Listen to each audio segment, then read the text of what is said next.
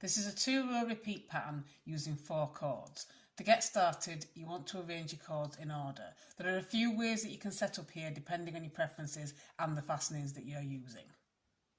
I'm doing a button fastening, so I have 4 chords with extra added to the ends to fold over through the button, and these shorter ends become my holding chords.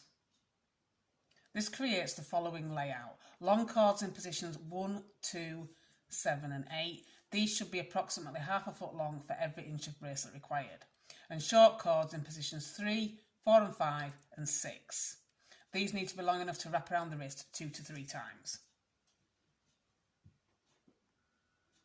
And once you've arranged everything on your board, you want to go on to create a pattern like this one. So to get started, for your first row, you want to take chords in positions 1 and 8 and you want to bring them over the top of the chords in positions 2 and 7. So you can put these out of the way because these aren't going to be worked for your first row. And then you want to work a kind of extended square knot. So taking the chord in position 2, you want to go over chord 3, underneath chords 4 and 5, and then over chord 6.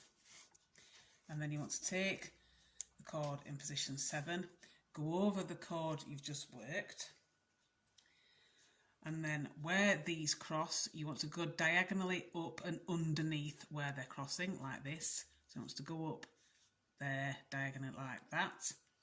And then taking the same chord, you want to go down and diagonally over the top of where they cross here. And then up diagonally but underneath where they cross here. And then pull over the top here.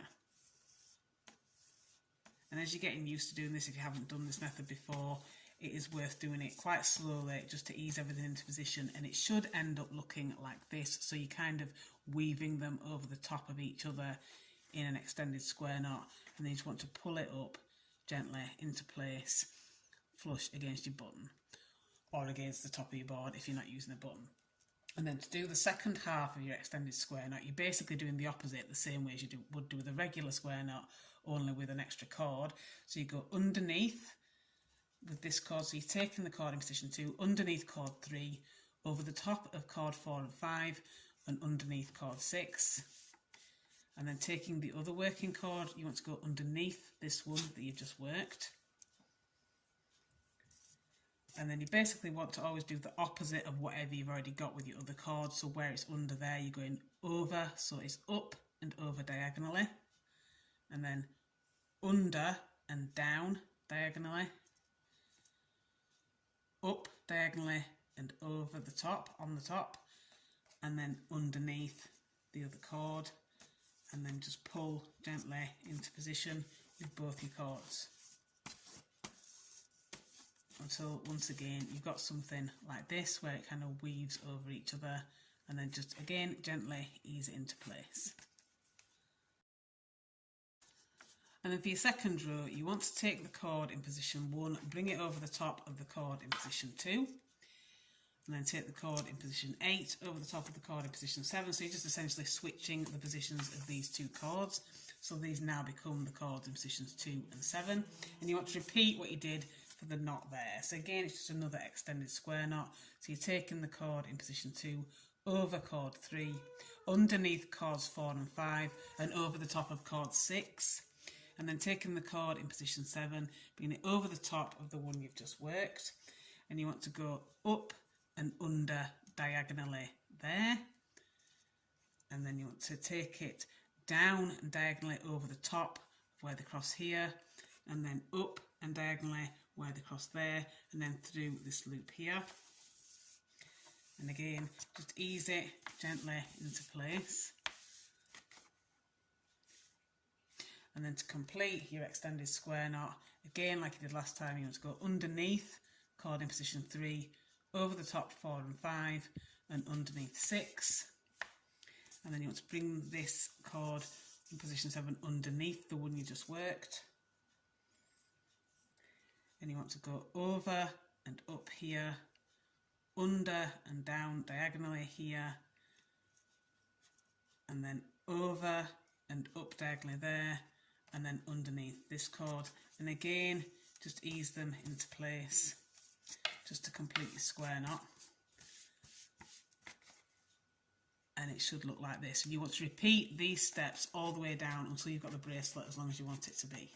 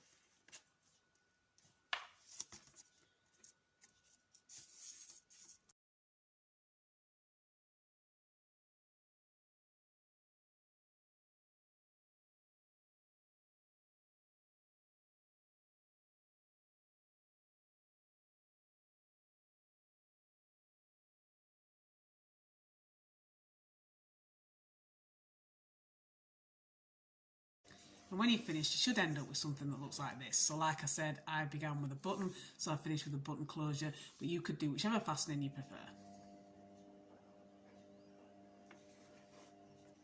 And that is your completed macrame bracelet.